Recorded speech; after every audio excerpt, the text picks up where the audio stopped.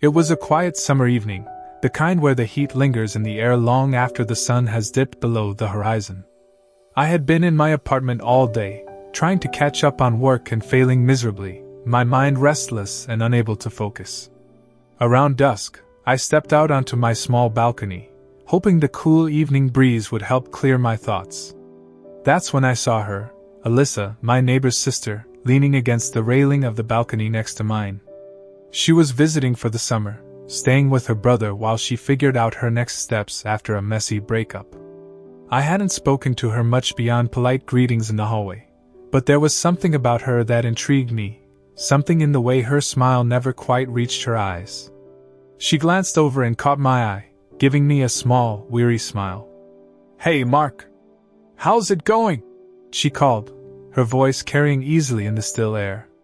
I shrugged, leaning against my own railing. "Not bad. Just taking a break from work. How about you?" Alyssa sighed, looking out at the street below. "Just thinking, I guess. It's been one of those days." I nodded, understanding more than I cared to admit. We talked for a few minutes, our conversation meandering through the usual small talk, weather, work, how her stay with her brother was going. But beneath the surface, there was a tension, a sense that we were both holding back, not quite saying what we really wanted to. Eventually, she turned to me, her expression softening. "Hey, you think I could come over for a bit? Just need to get out of my brother's apartment. It feels so stuffy in there." I hesitated for a moment, caught off guard by her request, but then I nodded. "Sure, come on over." A few minutes later, there was a knock on my door, and I let her in, trying to ignore the way my pulse quickened at the sight of her. She looked different tonight, more relaxed, wearing a loose tank top and jeans, her hair pulled back in a messy bun. There was something about the way she carried herself that drew me in, even as I told myself to keep things casual. We sat on the couch, drinking beers and talking about everything and nothing. It was easy to get lost in the flow of conversation, the way her laugh lit up the room, the way her eyes seemed to sparkle when she talked about her plans for the future. But there was an undercurrent to it all, a subtle shift in the air between us that I couldn't quite place. At some point, the conversation turned to her recent breakup. She leaned back against the cushions, staring up at the ceiling, her voice taking on a wistful tone. "It's weird, you know? Being back here, living with my brother like I'm a teenager again. I thought I had everything figured out, and then, well, everything fell apart." I nodded, listening to the pain in her voice. "Breakups are rough. But you'll figure it out. You've got time." She glanced over at me, her lips quirking into a half-smile. "You're sweet, Mark. Too sweet, maybe." I felt a flush creep up my neck at her words, and I cleared my throat, trying to steer the conversation back onto safer ground. "Well, I try." Alyssa's smile faded, and she looked at me more intently, her expression shifting to something I couldn't quite read. "You ever feel like you're just drifting? Like you don't really know where you're supposed to go next?" Her question hit a little too close to home, and I found myself nodding, my chest tightening with a familiar ache. "Yeah. More often than I'd like to admit." For a moment, we just looked at each other, the air between us thick with something unspoken. I could feel my pulse racing, a part of me wanting to reach out, to close the distance between us, but I held back, telling myself it was a bad idea.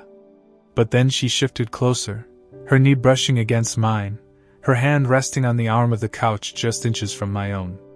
"I'm glad you let me come over," she said softly, her voice barely more than a whisper. "It's nice being around someone who gets it." I swallowed hard, my mind racing. "Yeah. I'm glad you're here too, Alyssa." She looked down at our hands, her fingers inching closer until they brushed against mine. The touch sent a jolt through me, a shiver that I couldn't hide. She must have noticed, because when she looked up at me again, there was a flicker of something in her eyes, curiosity, maybe, or something deeper. And then she smiled, a slow, knowing smile that made my heart skip a beat. "You're tense, Mark. Maybe you need to relax a little." I opened my mouth to reply, but before I could say anything, she stood up, holding out her hand. "Come on, I've got an idea." I hesitated, my mind spinning with questions, but something in her expression, something that felt like a challenge, made me take her hand. She led me down the hallway toward the bathroom, the narrow space feeling even smaller with her so close. I could smell the faint hint of her perfume, could feel the heat of her body as she stopped in front of the bathroom door. She turned to face me, her back against the door, her hands still holding mine. "Mind if I use your bathroom for a minute?"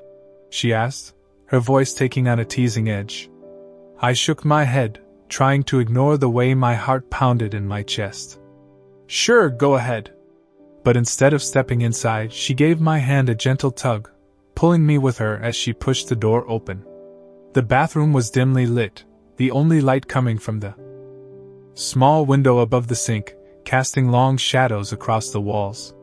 She leaned back against the counter, her fingers still tangled with mine, and looked up at me with a challenging glint in her eyes.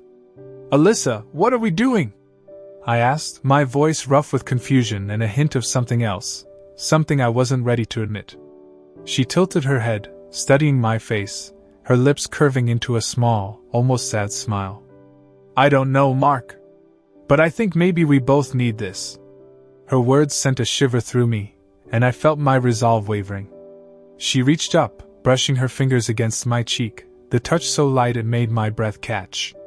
I knew I should step back, put some distance between us, but the feel of her hand on my skin, the warmth of her body so close to mine, made it impossible to think straight.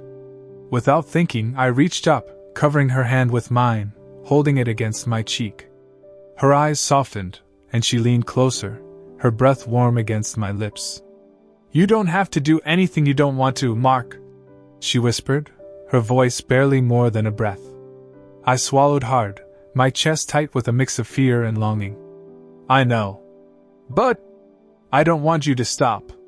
She smiled, a slow, secretive smile, and then she closed the distance between us, pressing her lips to mine in a kiss that was gentle, testing.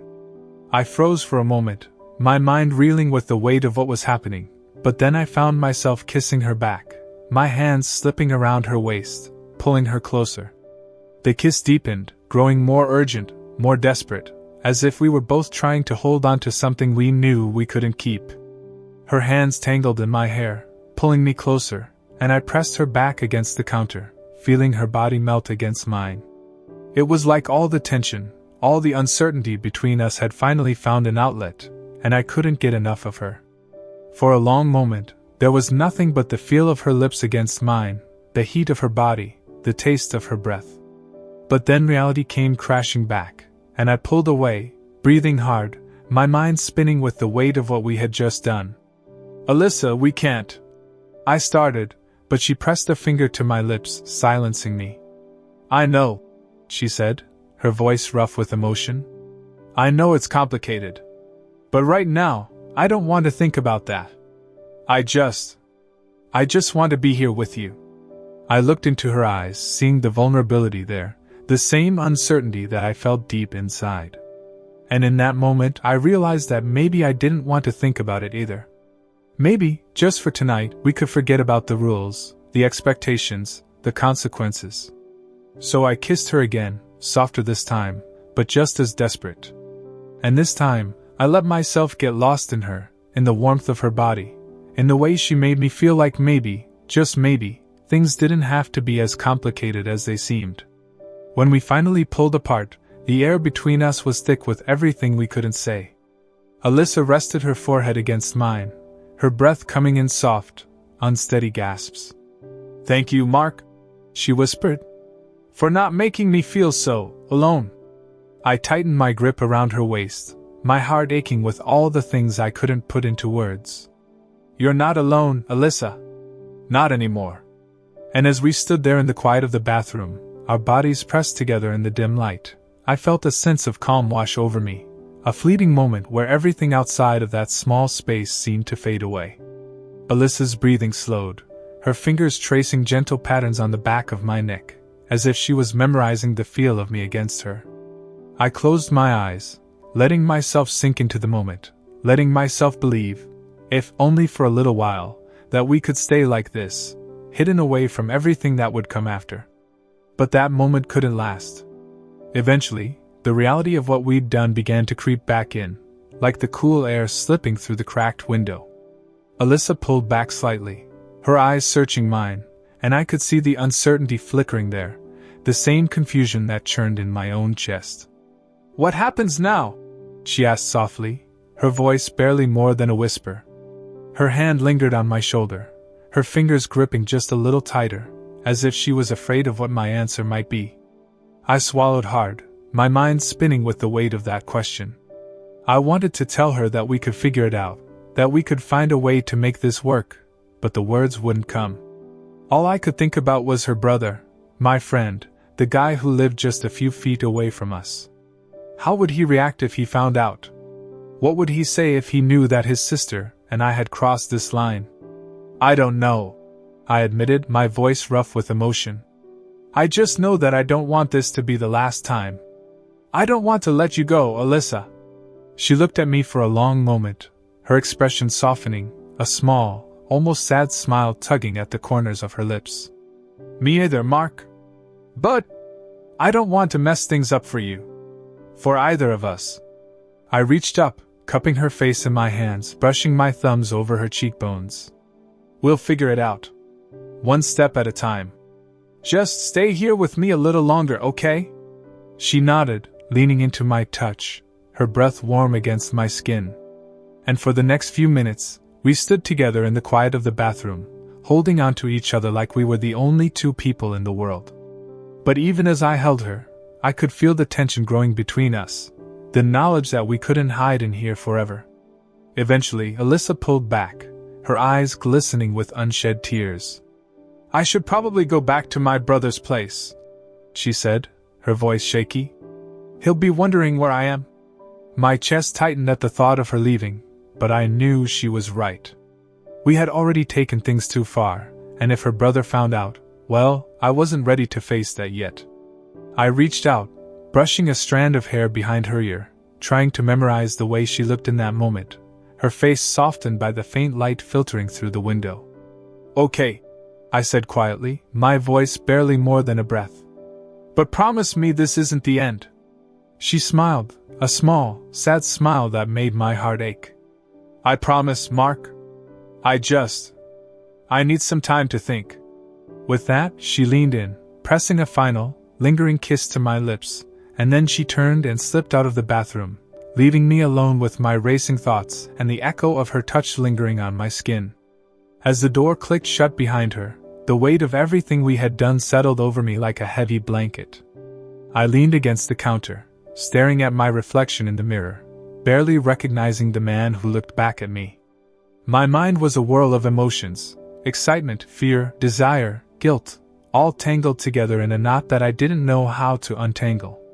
I stayed in the bathroom for what felt like hours, trying to make sense of what had just happened, trying to convince myself that it wasn't as complicated as it seemed. But no matter how hard I tried, I couldn't shake the feeling that we had crossed a line we couldn't uncross, that whatever happened next would change everything. The days that followed were a blur of uncertainty. Alyssa and I kept our distance, each of us pretending that nothing had changed, that we were the same people we had been before that night. But every time I saw her in the hallway or caught a glimpse of her through the window, my chest tightened with the memory of her touch, the way her lips had felt against mine. And I knew deep down that we couldn't keep pretending forever. Then, one evening, just as the sun was setting, there was a soft knock on my door. My heart leapt into my throat, and I opened the door to find Alyssa standing there, her expression uncertain, her hands fidgeting at her sides. "Hey," she said softly, looking up at me through her lashes. "Can I come in?"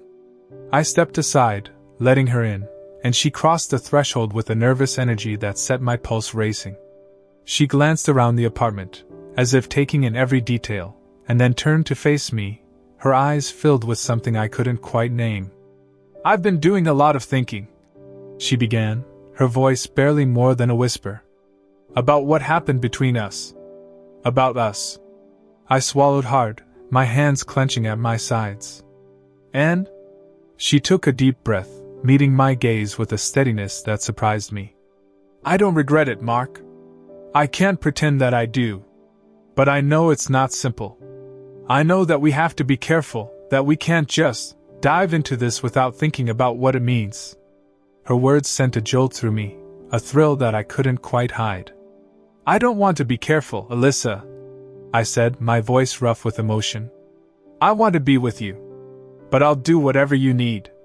Just tell me you want this too. She hesitated, and for a moment I thought she might turn and walk out the door. But then she stepped closer, her fingers brushing against mine, a small, hopeful smile tugging at the corners of her lips. I do, Mark. I want this.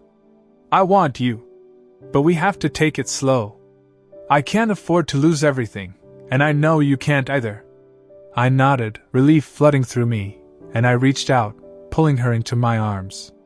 She wrapped her arms around my waist, resting her head against my chest, and for the first time in what felt like forever, I allowed myself to hope that maybe, just maybe, we could find a way to make this work.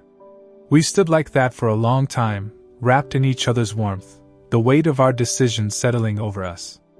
I knew that the road ahead would be difficult, that there would be moments of doubt and fear, but as I held Alyssa close, I also knew that I wasn't willing to give up on what we had found. Eventually, she pulled back, looking up at me with a softness in her eyes that made my chest ache. I should go back to my brothers, she said, her voice quiet but steady. But I'll come back. Tomorrow? I smiled, cupping her face in my hands, pressing a gentle kiss to her forehead. Tomorrow. And the next day, and the day after that, until we figure this out. She nodded, her expression softening, and then she turned and slipped out the door, leaving me alone in the dim light of the hallway. But this time, the silence didn't feel quite so heavy. This time, there was a glimmer of hope, a sense that maybe, just maybe, we had found something worth fighting for. As I watched her walk away, I knew that we still had a long way to go, that there would be challenges and obstacles we couldn't yet see. But I also knew that I was willing to face those challenges if it meant being with her. And whatever came next, we would face it together, one step at a time. Alyssa's footsteps faded down the hallway, leaving me standing at the door, my mind still buzzing with everything we had just shared. For a moment, I lingered there, staring at the space where she had been, trying to hold on to the warmth that lingered in the air. But as I closed the door and turned back to my empty apartment, the reality of our situation crept back in, like the shadows pooling in the corners of the room. The next day felt like an eternity, the hours dragging by as I went through my routine, pretending that I wasn't counting down the minutes until I would see her again. Every time I caught a glimpse of her through the window, talking with her brother or laughing on the balcony, my chest tightened with a mix of anticipation and uncertainty. I wondered what she was thinking, if she felt the same pull that had kept me awake half the night. When evening finally came, there was a familiar knock on my door. I opened it to find Alyssa standing there, her face flushed from the cool evening air, her expression tentative but hopeful. Without a word, I stepped aside, letting her in, and she slipped past me, her fingers brushing against my arm as she moved into the living room. She turned to face me, a small, nervous smile playing on her lips. Hey, she said, her voice barely more than a whisper. I told my brother I was going for a walk, but I couldn't stay away. I reached out, taking her hand in mine, pulling her closer. I'm glad you're here, Alyssa. I've been thinking about you all day. She looked up at me, her expression softening, and for a moment, all the doubts and fears seemed to fade away. We stood there in the middle of my living room, the evening light casting a warm glow through the window, and it felt like we were the only two people in the world. I could see the same uncertainty in her eyes, the same unspoken questions, but beneath it all, there was a longing that mirrored my own. Without thinking, I reached out, tucking a loose strand of hair behind her ear, my fingers lingering against her cheek. I don't know what this is, I admitted, my voice rough with emotion. I don't know where it's going. But I know that I don't want to lose it. I don't want to lose you. She closed her eyes, leaning into my touch, her breath catching. Me either, Mark. I've felt so lost, and you make me feel like maybe I don't have to be alone. I swallowed hard, the weight of her words settling over me, and then I pulled her into my arms, holding her close. We stayed like that for a long time, wrapped in each other's warmth, as the last light of day faded outside, leaving us alone in the soft glow of the streetlights. It felt like the world had shrunk to just the two of us, like everything beyond the walls of my apartment didn't matter. Eventually, Alyssa pulled back, looking up at me with a small, nervous smile. "Do you want to sit with me?" she asked, her voice barely more than a whisper. I nodded, leading her over to the couch. We sat together, side by side, our shoulders brushing, and I reached out, taking her hand in mine, feeling the steady beat of her pulse beneath my fingers. It was a simple gesture, but it felt like a promise, one that we didn't yet have the words to define. As the evening wore on, we talked about the things we'd been afraid to say before. She told me about her fears, her uncertainty about the future, the way she'd felt trapped in her old life. And I told her about my own struggles, my feelings of being stuck in a life that never quite felt like my own. It was raw and messy, but it felt like we were finally being honest, like we were letting each other see the parts of ourselves that we'd kept hidden. And in those quiet moments, I realized that whatever this was, whatever it might become, it was something real, something worth holding onto. But just as we began to feel like we might have found a fragile piece, a shadow passed over Alyssa's face, and she looked down at our joined hands, her expression troubled. "Mark, I need to tell you something," she said softly, her voice trembling. "My brother, he's starting to notice that something's different. He's asked me if I've met someone." My heart skipped a beat, fear and uncertainty crashing over me. "What did you tell him?" She looked up, her eyes glistening with unshed tears. "I told him that I hadn't. But it felt like a lie. And I don't know how long I can keep lying to him." I tightened my grip on her hand, my mind racing with the implications of her words. "Alyssa, we don't have to rush this. We can take our time, figure things out before we tell anyone. But if you think we need to stop." She shook her head quickly, cutting me off. "No, Mark. I don't want to stop. I don't want to hurt him. He's my brother, and he's all I have." I reached out, cupping her face in my hands, forcing her to meet my gaze. "We'll find a way, Alyssa. We'll figure out how to make this work. Just don't give up on us." She closed her eyes, leaning into my touch, and I kissed her gently, trying to pour all of my hope, all of my determination into that single touch. She kissed me back, her hands fisting in the fabric of my shirt, and for a moment, everything else faded away. When we finally pulled apart, she rested her head against my chest, her breath warm against my skin. "Thank you, Mark. For being patient with me. For giving me something to hold on to." I wrapped my arms around her, holding her close, and we stayed like that, wrapped in each other's warmth, as the night deepened outside. It felt like a fragile truce, a moment suspended between what was and what could be. And even though the future was uncertain, I found myself daring to hope that maybe, just maybe, we could find a way to face it together. As the first light of dawn crept through the window, Alyssa shifted against me, her eyes fluttering open. She smiled sleepily, reaching up to trace the line of my jaw, and I pressed a soft kiss to her forehead, savoring the quiet intimacy of the moment. But as the sun rose, casting its light across the room, the weight of reality settled over us once more.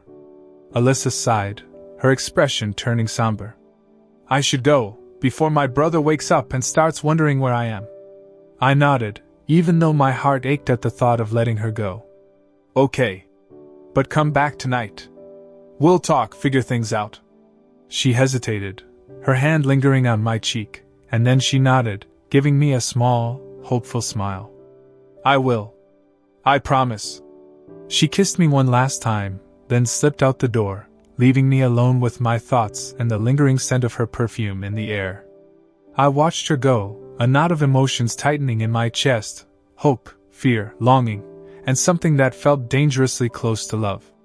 The hours crawled by, every sound from the hallway making my heart leap with anticipation. And as the sun dipped below the horizon, I found myself waiting by the window, looking out into the darkening sky, wondering what the night would bring. When the knock finally came, I opened the door to find Alyssa standing there, her face flushed from the cool night air, her expression uncertain but determined. She stepped inside, her hands slipping into mine, and I felt a surge of relief wash over me.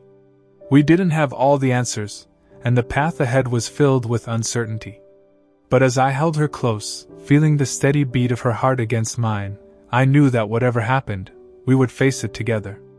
And in that moment, standing in the doorway with Alyssa in my arms, I realized that maybe that was enough. Maybe in a world filled with doubts and complications, finding someone who made you feel seen, who made you feel understood, was all that really mattered. And so, we faced the night, hand in hand, knowing that whatever came next, we would face it together, one step at a time.